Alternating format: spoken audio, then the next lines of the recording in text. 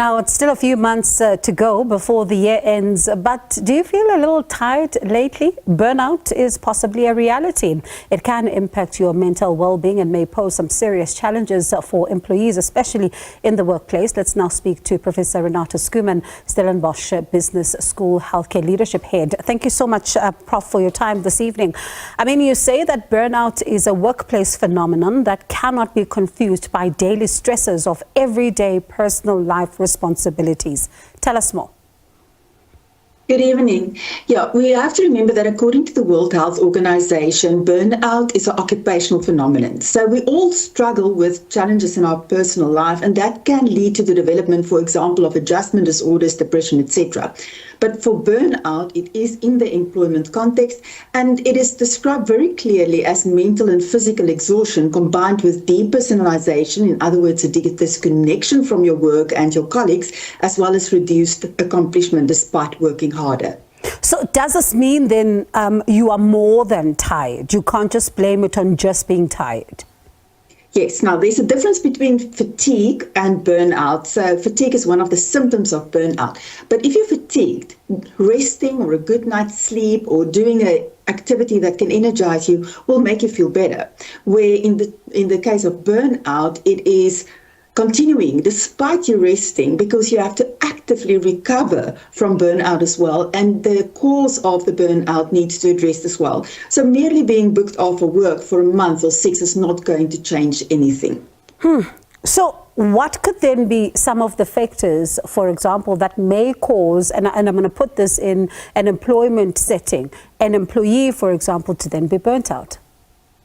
The number one reason is a lack of resources and an imbalance in resources. And that resources can either be financial or time, or also in the knowledge resources. So you might don't have enough time to do all the work that's coming your way. But one of the big things that we see, if your star performance are then promoted and now they're in a new position where they don't necessarily have the skill set or the mentorship or the knowledge and experience to perform. So that cognitive resources and imbalance is also a big cause. And then a value mismatch, either your personal values and the organizational values, or what is even worse is an organization proclaim values and put it on the notice boards and the websites, but they don't live that values. And lastly, if you don't find meaning in what you do. Sure. Prof, then how much of, for example, if that particular employee then has personal stress, that also add onto this particular equation? The personal stresses is often a contributing factor in terms of your overall stress load and your stress capacity. But that's where resilience really come in as well. And the more we pay attention to our personal resilience, the better we are able to deal with stresses, both in our personal life and in our work life. But it's very important that employees need to be responsible and need to be accountable for their own contribution in terms of not looking after themselves and therefore be at higher risk for the development of burnout. Quite interesting. So how then do employers, deal with this? Because as you've mentioned, sometimes the lack of resources, and in some of the cases you hear, for example, companies are saying, but there is no money, there is no budget to add more resources and all of that, thus putting pressure on some of the employees. So how do they put strategies in place to deal with this? I think that the companies need to realize that investing in mental health and in the prevention of burnout actually saves money. If you look in terms of the financial implication of staff turnover, absenteeism, presenteeism, retraining, and also if you have a brand damage, if you are known as a company where there's a high staff turnover, it will be difficult for you to retain talent as well. It's important to invest in preventative strategies, whether it's mental health awareness plans, but also to really look at more tailor-made specific interventions for one group that might be need more stress management training, for example, but then also in your high performers, that you do not burn them out by allocating too many tasks to them, to make sure that you distribute workload, that you rotate tasks, and you also develop or invest in mentorship.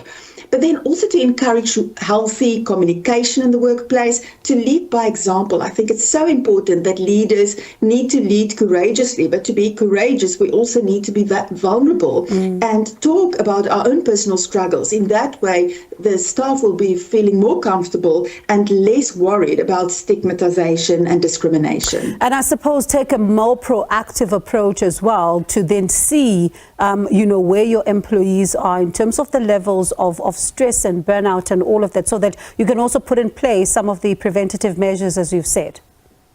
Absolutely. And once again, communication. If there's open communication lines, if people are willing to reach out, and it's not only the job of HR, it's definitely not. Many people still see HR as a punitive department, but that you enable people to reach out to professional help, whether it's making time available for them, whether it's making flexible working hours possible, or whatever the case might be, but also to equip yourself with the knowledge to spot the warning signs. Whether you see that someone is less and less productive or late at work or disengaging from conversations around the water and the coffee, whatever the case might be, but there's warning signs.